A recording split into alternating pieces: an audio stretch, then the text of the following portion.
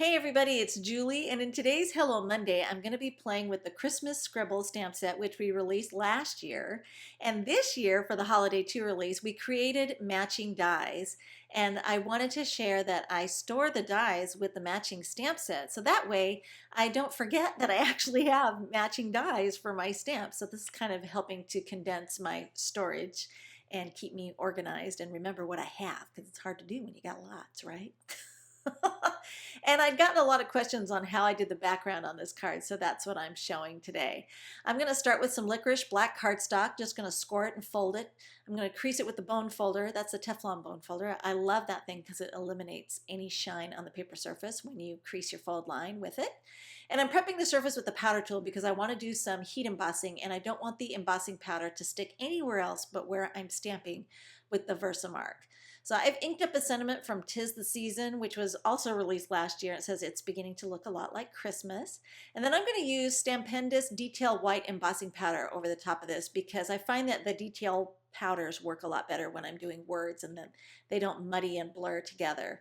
And I preheated my heat gun for about 30 seconds. Went ahead and heated that, and then I'm just going to use a Swiffer cloth to buff off the remaining powder tool residue. And you can, whether you're using the embossing magic pouch or the powder tool itself, this is a really great way to get that powder residue off your black surface so that way it looks much more black.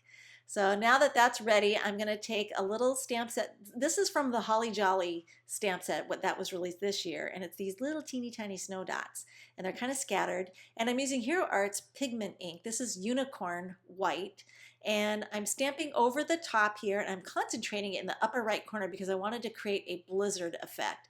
And then as I start to drift towards the left-hand side of the card front, I'm going to taper it off and scatter it out so it's not quite as intense. And then I decided, you know what, it's just not intense enough in that upper right corner, so I'm just going to come back and concentrate it a little bit more. Sometimes you don't know, how it's going to look until you got the rest of it in place, and then you can just come back and add more.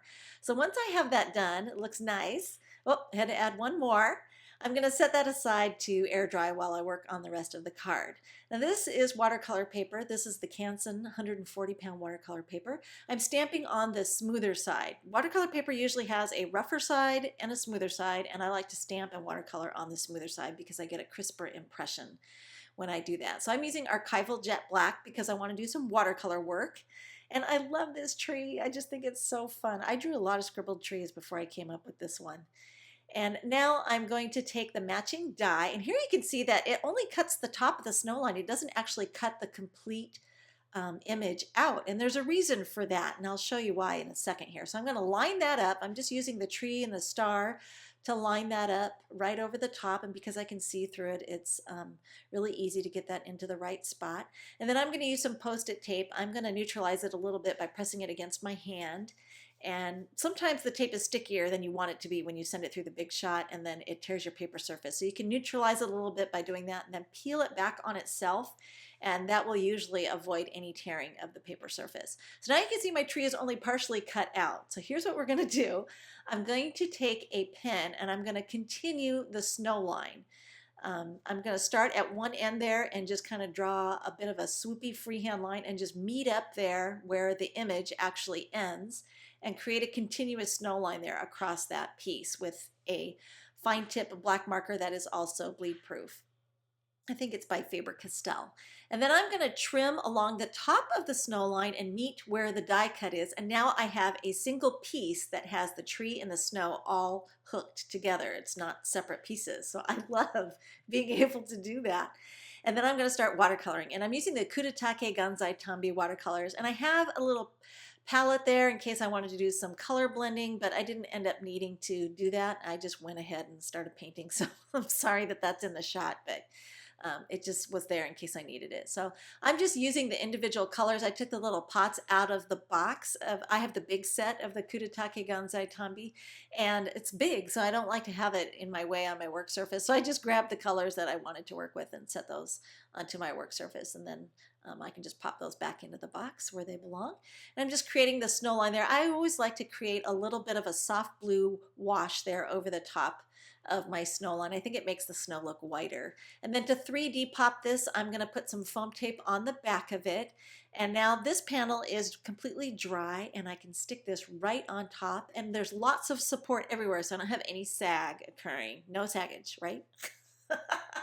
It's going to be nicely supported all across the surfaces of that tree and the snow. And then I can take some candy cane, peppermint colored twine. This is by Lawn Fawn, and I really love this color. It's just a really fun, happy red, and I love the texture of this particular baker's twine. And I'm just going to use my cross-lock tweezers. These are the Tweezer B by EK Success to grip the center of my twine there to hold it for me, because I don't have somebody else here with their pinky to hold that down for me while I tie a nice tight bow. So it'll keep that center nice and tight. I'll trim the ends off after I'm done adjusting everything. I have to futz with it for a little while before I'm happy. And then it's time to add a little bit of bling. And I'm using the Ice Stickles in Diamond for this. It's a chunkier glitter glue, and I'm just tapping the nozzle, making sure that the glitter glue is all the way down there into the nozzle. And then I'm just going to go right across the top of my snow line here. And one of the things I love about this diamond glitter glue is that it reflects whatever colors are down below underneath it. And so it's really fun. Sometimes it takes on, you know, a pink cast or a red cast or a yellow cast. So it's a very versatile Stickles glitter glue, but I love that chunky glitter that they put inside. It looks awesome. And I also had to do the star there on top. So now it's finished. I've got my blizzard going on there, and this is just a really fun way to create that snowy sky effect. All the supplies are available at ellenhutson.com, and we have more still shots and further details at the Classroom blog. Thanks for watching.